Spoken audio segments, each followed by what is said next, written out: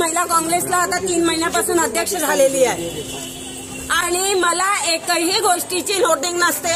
मला कोणी मेसेज टाकत नाही, मला काही बोलवत नाही. कुठल्या आज प्रेस क्लब होती, प्रेस क्लबला प्रेस होती, मला माहित नाही प्रेस केव्हा होती. तर काल मला कुठलीही माहिती मिळत नाही. आज अलकाताई लांबा येणार आहेत, किती वाजता येणार आहेत त्यांना माहित नाही. मी 4 वेळा फोन करून राहिली, मी कुठे येऊ, मला कोणीही सांगायला तयार नाहीये. त्या तर मध्ये कार्यक्रम आहे नागपूरच्या महिला अध्यक्षाला तुम्ही डावलून सगळा कार्यक्रम करणार आहे.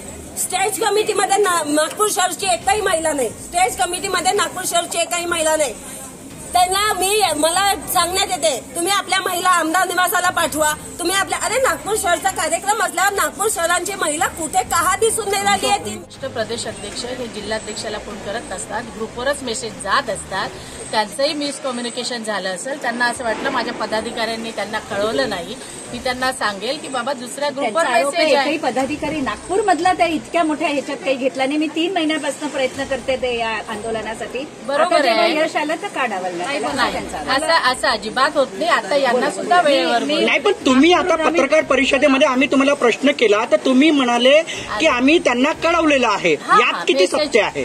तुम्ही खोटं बोलल्यात. त्यांनी सांगितलं की मला कुठल्याही प्रकारचा मेसेज असं नाही. ग्रुपवर मेसेज नाही. ग्रुपवर नाही. तुम्ही फोन का नाही केला? प्रदेश अध्यक्ष नसतात करत, ग्रुपवरच मेसेज जात असतात. ही प्रदेशची प्रथा आहे. आता ह्या व्हाईस प्रेसिडेंट आहे, ही जिल्हाध्यक्ष आहे, कोणालाही पर्सनली फोन जात नसतात.